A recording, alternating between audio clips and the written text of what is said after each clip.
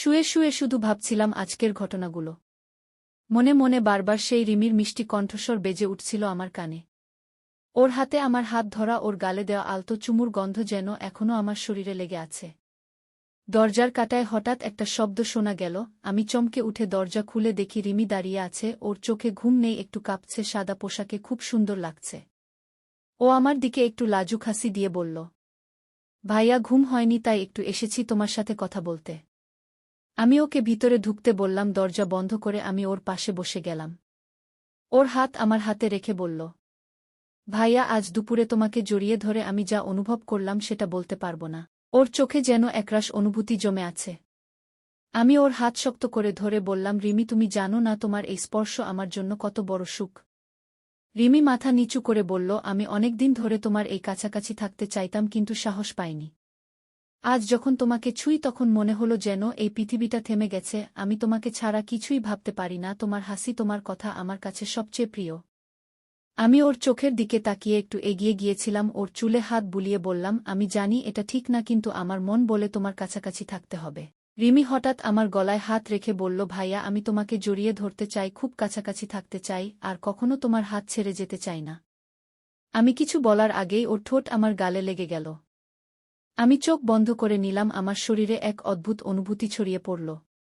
আমরা অনেকক্ষণ একে অপরকে জড়িয়ে ধরেছিলাম। ঘরের বাতি নিভে গিয়েছিল, শুধু জানালার বাইরে বৃষ্টি পড়ছিল আর আমাদের নিঃশ্বাসের শব্দ শোনা যাচ্ছিল। ওর কপালে একটা হালকা চুমু দিয়ে বললাম, রিমি আজ এই রাতটা শুধু আমাদের হোক। রিমি আমার বুক থেকে একটু সরে এসে বলল, ভাইয়া আমি তোমাকে অনেক ভালোবাসি, আমার জীবনটা তোমার সাথে কাটাতে চাই, আর কখনো তোমার থেকে দূরে থাকতে চাই না। ওর চোখে জল জমে গেল। আমি ওর হাতে হাত রেখে বললাম, আমি তোমার পাশে আছি সব সময়। ঘরটা তখন এক অদ্ভুত নরম আলোয় ঝলমল করছিল। আমাদের ভালোবাসার স্পর্শের সময় যেন থমকে গেছে। রাত গভীর হয়ে এলো কিন্তু আমরা একসাথে ছিলাম আর অন্য কিছু ভাবার প্রয়োজন ছিল না। এই বাড়িটায় আমি এসেছি মাত্র কয়েকদিন। মায়ের মৃত্যুর পর মামার বাড়িতে থাকা শুরু করেছি। মামি খুব ভালো একজন মানুষ। নাম তার নিশা। চেহারাটা মায়ামা। মাথায় সবসময় সাদা পাতলা শাড়ি, আর তার আচরণ এত নরম আর আদর মেশানো। মনে হয় যেন আমি তার আপন কেউ। মামাতো বোন রিমি আমার থেকে 1 বছরের ছোট। চুল লম্বা, চোখে টানা কাজল।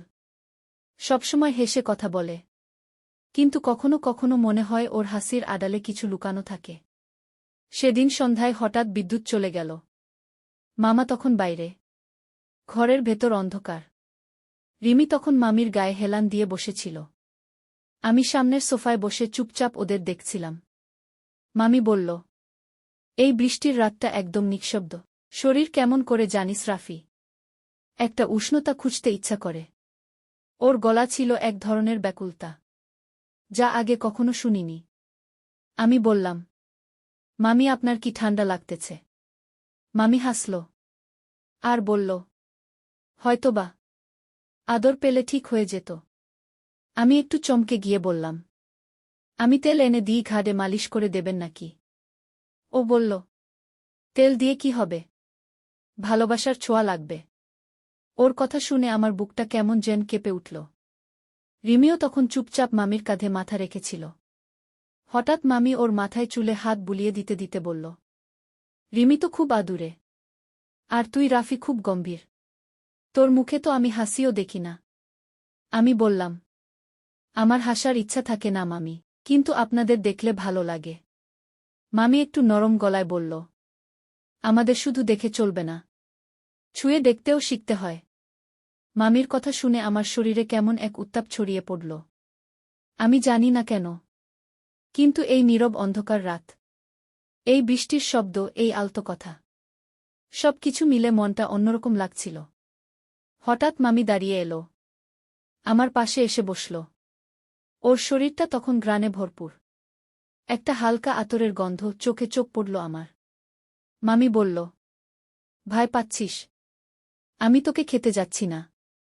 আমি না বলতে গিয়েও কিছু বললাম না। ও হাত বাড়িয়ে আমার গালে হাত রাখল। ঠান্ডা আঙুল, কিন্তু ছোঁয়াটা ছিল খুবই উষ্ণ। রিমি তখনও দূর থেকে তাকিয়েছিল। ও কিছু বলছিল না, শুধু চোখ দিয়ে কি যেন বোঝাতে চাইছিল। মামি বলল, তুই একা মানুষ। এখানে তোকে ভালোবাসার কেউ নেই, তাই না? আমি মাথা নিচু করে থাকলাম। ও বলল, ভয় নেই, আমি তোকে ছায়া হয়ে আগলে রাখব। এই কথা বলেই ও আমাকে জড়িয়ে ধরল। একটা নরম আলতো জড়িয়ে ধরা, যা কোনোদিন পাইনি আমি। ওর বুকের মধ্যে মাথা রাখতেই যেন মনে হল সারা পৃথিবীটা থেমে গেছে। বৃষ্টি তখনও পড়ছে, টিনের চাল বেয়ে টুপটাপ শব্দ, আর আমার বুকের মধ্যে অন্যরকম এক নরম অনুভব।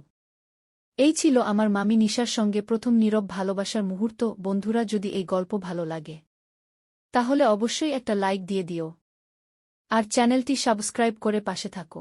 পরবর্তী অংশে এমন কিছু হবে যা তোমার মন ছুঁয়ে যাবে, তাই পুরো গল্পটি শুনতে একটুও মিস করো না। আমি শুয়ে শুয়ে ভাবছিলাম আমার মন কোথায় যাচ্ছে। মামি আর রিমির কথা বারবার মাথায় আসছিল। তারা দুজনেই আমার কাছে খুব কাছে হয়ে গেছে, কিন্তু ভাবতেও পারছিলাম না এত দ্রুত আমাদের সম্পর্ক এতটা ঘনিষ্ঠ হবে। রিমির সেই মিষ্টি হাসি, তার হাত আমার হাত ধরে রাখা, আর মামির আদর আশীর্বাদ, সবকিছু একসাথে যেন আমার মনে নরম একটা আলো জ্বালিয়েছে। একদিন সন্ধ্যায় আমি হঠাৎ দেখি মামি ও রিমি একসাথে বসে আছেন। ওরা একে অপরের চোখে অনেক কথা বলছিল। আমি একটু কাছে গিয়েছিলাম, তখন মামি আমার দিকে তাকালো। আমার বুকটা ধক করে উঠল। ওর চোখে ছিল এক অন্যরকম উষ্ণতা। আমি নিজেকে থামাতে পারছিলাম না। ওদের মাঝে যেন একটা গোপন কথা লুকিয়েছিল। রিমি আমার দিকে তাকিয়ে হাসল। আমি পিঠে ব্যথা করছিল। মামি এসে আমার পিঠে হাত বুলিয়ে বলল, রাফি, তুমি জানো তোমার জন্য আমি আর রিমি কতটা চিন্তিত। তুমি আমাদের জন্য এক একজন। আমাদের মাঝে এত ঘনিষ্ঠতা না থাকলে তুমি বুঝতেই পারবে না। আমি কিছু বলতে পারিনি। ওদের কাছ থেকে দূরে হেঁটে গেলাম। আমার মনটা কেঁপে উঠছিল। ওদের সঙ্গে আমার সম্পর্ক শুধু পরিবারই না, ওদের ভালোবাসা আমার হৃদয় স্পর্শ করেছে। আমি সেই রাতে শুয়ে শুয়ে শুধু ভাবছিলাম, তাদের ছোঁয়া আমার জন্য কত বড় আশ্রয়। তাদের ভালোবাসা আমার মনকে শান্তি দেয়। পরদিন মামি এসে আমার ঘরে আসলো। ওর হাতে ছিল কিছু ফল আর তাজা ফুল। ও বসে আমার পাশে এসে আমার হাত ধরা শুরু করল। ওর হাতে ছিল মমতা আর যত্ন। আমি চোখ বন্ধ করে ওর হাতের স্পর্শ অনুভব করলাম। ওর ঠোঁট আমার হাতের কবজায় হালকা চুমু দিল। আমার হৃদয় যেন নরম মাটির মতো গলে গেল। রিমি তখনও দূর থেকে তাকিয়েছিল। ওর চোখে ছিল একরাশ মিষ্টি টান। ও আসতে চাচ্ছিল, কিন্তু কেমন যেন লজ্জা পাচ্ছিল। আমি চাইলাম ওর কাছাকাছি যেতে। ও ধীরে ধীরে আমার পাশে এসে বসল। আমাদের হাত একে অপরের হাতে মিশে গেল। আমরা একে অপরকে জড়িয়ে ধরলাম। আমার হৃদয় কেঁপে উঠল। ওর কপালে আলতো চুমু দিলাম। ওর চোখে ছিল এক মধুর ভালোবাসা। আমরা দুজনেই জানতাম, এই স্পর্শে আমাদের সম্পর্ক নতুন এক উচ্চতায় উঠছে। আমার মন বলল, এটা ঠিক। তারা আমার কাছাকাছি আসছে। আমাদের ভালোবাসা শুধু পরিবারের বাঁধন নয়, একটা গভীর বন্ধুত্ব, একটা নরম সম্পর্ক যা ধীরে ধীরে ফুল ফুটছে। আমরা একসাথে বসে অনেকক্ষণ কিছু না বলেই শুধু একে অপরের স্পর্শে ভাসছিলাম। এই মুহূর্তগুলো আমার জীবনের সবচেয়ে সুন্দর স্মৃতি হয়ে থাকবে। আমি জানি, আমাদের মধ্যে ভালোবাসা বাড়বে, আরও বেশি ঘনিষ্ঠ হবে, আর আমরা একে অপরকে বুঝতে শিখব। রিমি ও মামির কাছে আমি শুধু রাফি। তারা আমার পাশে। তাদের ভালোবাসা আমার জীবনের সবচেয়ে বড় শান্তি। বৃষ্টি থেমে গেছে। বাইরে শুধু একটু বাতাস বয়ে যাচ্ছিল। আমার মনটা আজ সারাদিন থেকে একটু অস্থির। শরীরটা ক্লান্ত। আমি ভাবছিলাম গোসল করার সময় হয়ে গেছে। বাথরুমের দরজা খুলে শাওয়ারের জন্য জল চালু করলাম। জলের ঠান্ডা স্পর্শে শরীরটা একটু চাঙ্গা হয়ে গেল। তখনও ভাবছিলাম আজ রাতটা কেমন কাটবে। মামি, নিশা আর রিমি একসাথে গোসল করতে যাবে। আমার তো একটু লজ্জাও হচ্ছিল, কিন্তু ওরা দুজনেই যেন আমার কাছাকাছি, আরও কাছে আসছে। তাদের কাছ থেকে দূরে থাকতে পারছিলাম না। মনে হচ্ছিল ওদের মধ্যে একটা অদ্ভুত সম্পর্ক গড়ে উঠছে। আমি জানতাম রাতটা যেন অন্যরকম হবে।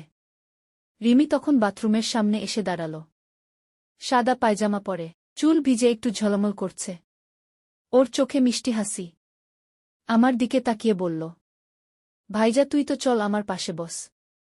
আমার গলা কিছুটা কাঁপছিল। আমি একটু লাজুক হয়ে বললাম, কি করব এখানে বসে? ও একটু এগিয়ে এসে হাতটা আমার হাতে দিল। স্পর্শটা ছিল নরম আর শান্তিদায়ক। আমি ওর হাত শক্ত করে ধরে বললাম, রিমি, তুই আজ আমার জন্য অনেক বড় সুখ। তোর এই স্পর্শ মনে একটা আলোর ঝলক আনল। ওর চোখে তখন গভীর অনুভূতি। আমাদের দুজনের মাঝে যেন ভালোবাসার আলতো বাতাস বয়ে গেল। আমি ওর চুলে হাত বুলালাম। ওর ঠোঁটে হালকা একটা হাসি। হঠাৎ ওর হাত গলায় নিয়ে এলো। আমাকে জড়িয়ে ধরল।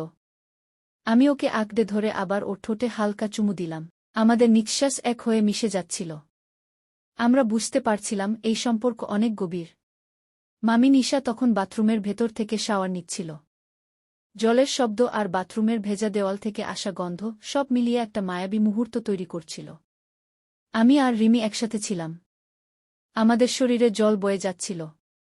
আমরা একে অপরের হাত ধরে একটু দূরত্বে দাঁড়িয়ে আমাদের চোখে চোখ মেলে বলছিলাম, কতটা ভালোবাসি ওকে। রিমি আমার গলার কাছে আসল। আমাদের ঠোঁট আবার মিলল। একটু দীর্ঘ, কোমল। আমাদের মধ্যে যেন কোনো কথা ছিল না। মামি তখন বাথরুম থেকে বেরিয়ে এলো। ওর সাদা শাড়ির ভেজা কাপড় থেকে জল ঝরছিল। ওর চোখে মৃদু হাসি। আমরা দুজনকে একসাথে দেখে ওর মুখে একটা উষ্ণতা ফুটে উঠল।